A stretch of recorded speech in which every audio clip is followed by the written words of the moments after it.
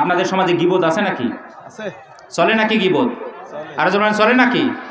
যদি না চলে তাহলে এই ওয়াজ আর করবো না, বাদ দিলাম। গীবত করা ভালো জিনিস না খারাপ জিনিস? আরো যেমন ভালো জিনিস না খারাপ জিনিস? খারাপ জিনিস। তো এই গীবত করা হলো কবিরা গুনাহ। কি গুনাহ? আরো যেমন গীবত করা কি গুনাহ? কবিরা গুনাহ। সব থেকে বড় গুনাহ হলো কবিরা গুনাহ। বিশ্বনবী সাল্লাল্লাহু আলাইহি ওয়াসাল্লাম বললেন, কোন মানুষ যদি কবিরা গুনাহ করে এর কারণে একটা মানুষকে ৭,০০০ বছর জাহান্নামে থাকতে হবে। নাউজুবিল্লাহ বললেন না? কয় হাজার বছর? আরো যাবেন কয় হাজার বছর? ৭,০০০ বছর। কিন্তু এই গীবত আজকে আমাদের কাছে পান্তা ভাতের মতো হয়ে গেছে। কিসের মতো? পান্তা ভাতের মতো। ২-৪ জন মা বোন যদি এক জায়গায় হয়েছে তো গীবতের বাজার শুরু হয়ে যায়। কি শুরু হয়ে যায়? এরপরে আমাদের যে চায়ের দোকানগুলো আছে এই দোকানগুলোতে গীবত কম হয় না বেশি হয়? আরো যাবেন কম হয় না বেশি হয়? এরপরে বাজারে আমাদের গীবত কম হয় না বেশি হয়? বেশি হয়। তো সম্মানিত হাজিরিন, তো গীবত শব্দের অর্থ হলো দোষ চর্চা করা। কি করা? গীবত শব্দের অর্থ হলো সমালোচনা করা। কি করা? গীবত শব্দের অর্থ হলো পরনিন্দা করা। কি করা? পরনিন্দা করা। আমরা অন্য মানুষকে পরনিন্দা করি কি করি না? আমরা অন্য মানুষকে নিয়ে সমালোচনা করি কি করি না? আল্লাহর নবী বিশ্ব নবী সাল্লাল্লাহু আলাইহি সাল্লামকে জিজ্ঞাসা করা হলো, ইয়া রাসূলুল্লাহ, গীবত কাকে বলে? আল্লাহর নবী বিশ্ব নবী সাল্লাল্লাহু আলাইহি সাল্লাম বললেন, তুমি তোমার ভাই সম্পর্কে এমন কথা বললে যেটা সে অপছন্দ করে। তুমি তোমার ভাই সম্পর্কে এমন কথা বললে যেটা সে অপছন্দ করে, এটাই হলো মূলত গীবত। এটাই কি মূলত? সাহাবায়ে কেরাম বললেন, ইয়া রাসূলুল্লাহ, আমি আমার ভাই সম্পর্কে এমন কথা বললাম সেটা যদি তার মধ্যে থাকে তাহলে এটা কি গীবত হবে? বিশ্বনবী সাল্লাল্লাহু আলাইহি ওয়াসাল্লাম বললেন, তুমি যেটা দোষের কথা বলেছো এটা যদি তোমার ভাইয়ের মধ্যে থাকে তাহলে তুমি তার গীবত করলে। আর যদি এই দোষটা যদি তোমার ভাইয়ের মধ্যে না থাকে তাহলে তুমি তার প্রতি অপবাদ লাগালে। কি লাগালে? এটাই হলো মূলত গীবত। এটাই কি মূলত? গীবত। এই গীবত আমাদের কখনো করা, মা বোনেরা এখানে আপনারা যারা আছেন, গীবত আমাদের কখনো করা। আল্লাহ তাআলা বললেন সূরাতুল হুজুরাতের 12 নম্বর আয়াতে রব্বুল আলামিন বললেন, ওয়ালা ইয়াগতাব বা'দুকুম বা'দা, খবরদার তোমরা কখনো একে অপরের কখনো গীবত, এই গীবত করাকে হারাম করে দিয়েছেন কে?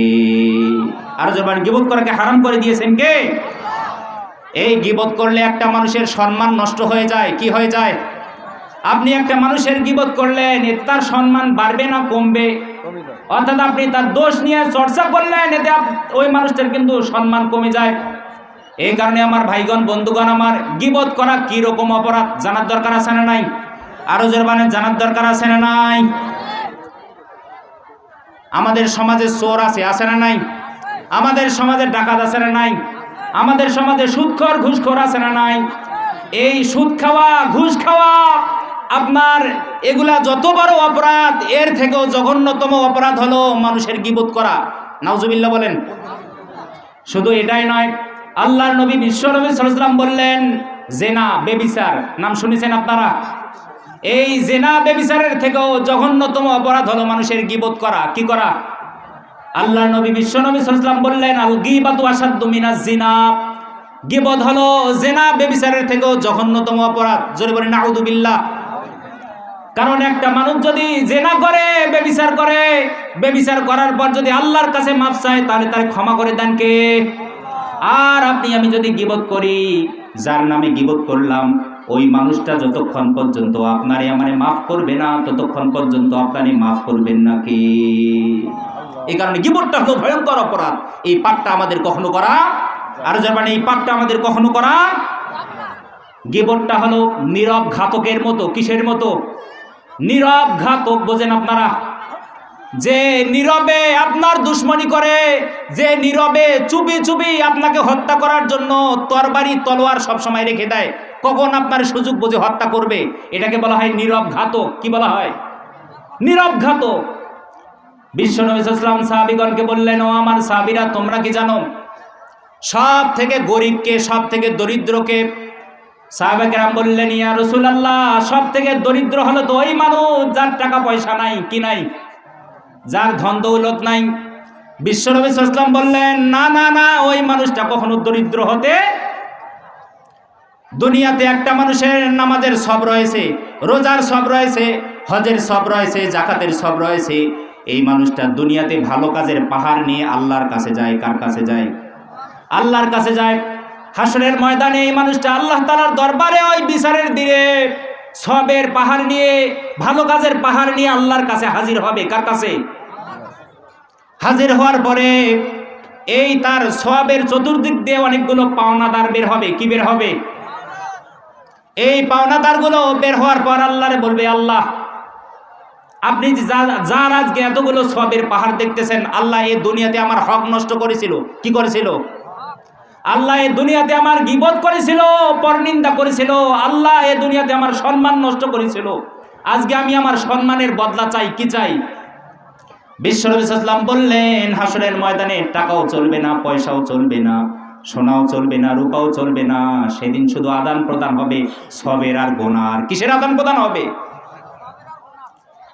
তার পাওনাদার বের হতে হতে এক পর্যায়ে তার পাহাড় পরিমাণ সবগুলো শেষ হয়ে যাবে। কি হয়ে যাবে?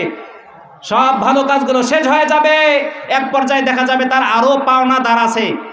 রব্বুল আলামিন তখন বলবেন, ও আমার ফেরেশতারা, তার যারা পাওনাদার আছে তাদের গুনাহগুলো এই পাপীকে, এই গীবতকারীকে তোমরা দিয়ে দাও। নাউজুবিল্লাহ বলেন। এক পর্যায়ে দিতে দিতে তার সমস্ত ভালো কাজগুলো শেষ হয়ে যাবে। ওই মানুষটাকে তখন আল্লাহ তাআলা জাহান্নামে দিয়ে দিবেন। জোরে বলেন নাউজুবিল্লাহ। এটাই হলো গীবত। এটাই কি? এটা নীরব ঘাতকের মতো আপনার আমার জীবনের সমস্ত ভালো কাজগুলোকে নষ্ট করে দেয়। কি করে দেয়? শুধু এটাই নয়, রব্বুল আলামিন বললেন, গীবত করা মৃত ভাইয়ের মাংস খাওয়ার সমান। কিসের সমান? আপনাদের সমাজে কেউ আছে নাকি মরা গরুর গোশত খায়? আছে নাকি এরকম? মরা ছাগলের গোশত খায়, এরকম আছে নাকি? নিজের ভাই মারা গেলে সেই ভাইয়ের শরীরের মাংস কেটে কেটে খায়, এরকম দস্যু আছে নাকি? বিশ্বনবী সাল্লাল্লাহু আলাইহি ওয়াসাল্লাম বললেন, যারা তার অপর ভাইয়ের গীবত করে, পরনিন্দা করে, এ যেন তার নিজের মৃত ভাইয়ের মাংস সে যেন খেলো। নাউজুবিল্লাহ বলেন।